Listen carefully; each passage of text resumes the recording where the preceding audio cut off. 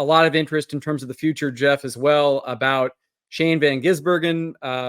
He was definitely one of the big stories, all the international drivers in this race coming in. So SVG gets a 10th place. So he's got top 10s in his first 2 Cup starts, which I saw a stat today. It's the first time in more than 40 years that's happened. Apparently, I think Terry Labonte in 78 was the last driver to finish top 10 his first 2 Cup starts. So how did you think he did? I think everybody knew it was going to be tougher than Chicago, not a street race.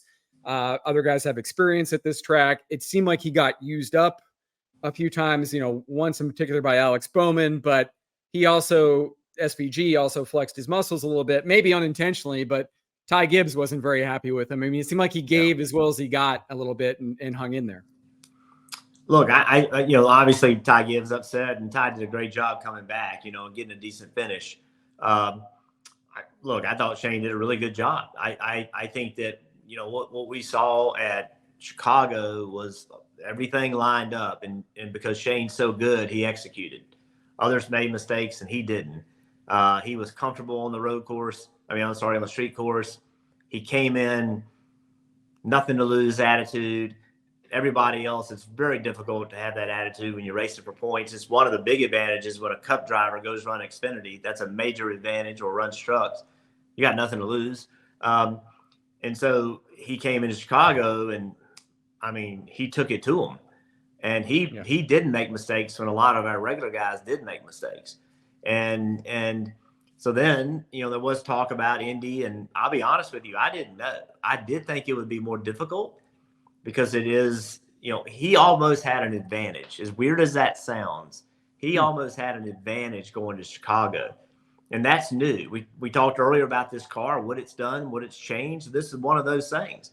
The reason other drivers have not been able to come into this series and be successful is because these cars drive so damn bad.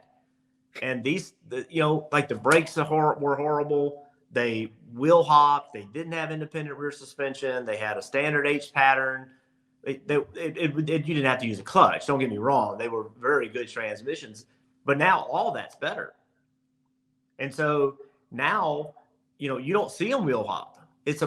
How do you not lock the brakes up? And that's a skill set that those guys that road race all the time are so good at, because they don't deal with wheel hop.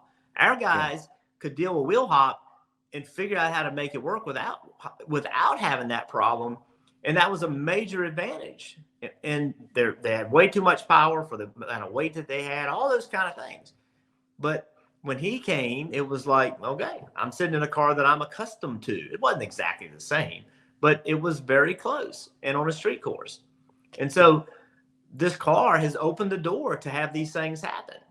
And so I was very curious at Indy to see what the regulars were going to do. And I don't think you can separate. Daniel Suarez is a good road racer. We know that.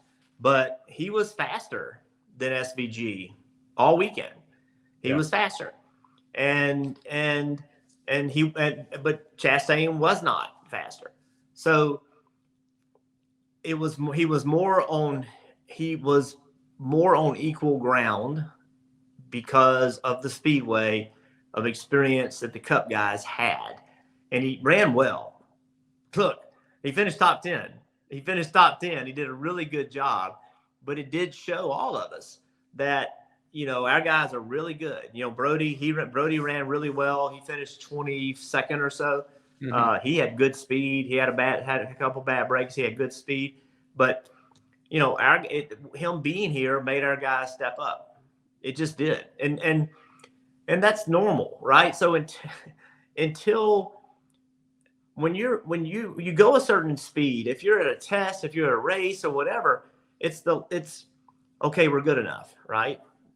And I don't want to say you back it down a little bit, but you don't push more, because when you push more, there's wreck on the other end of that, or there's mechanical issue on the other end of that. When he came in, everybody went, I might need to do this a little better. And so he raised the game. In my opinion, he raised the game for everybody. And, I'm very interested to see what they do with what happens with him in the future. Clearly, there's conversations about him coming over here. I hope they don't think they can put him in a Cup car and run a full season.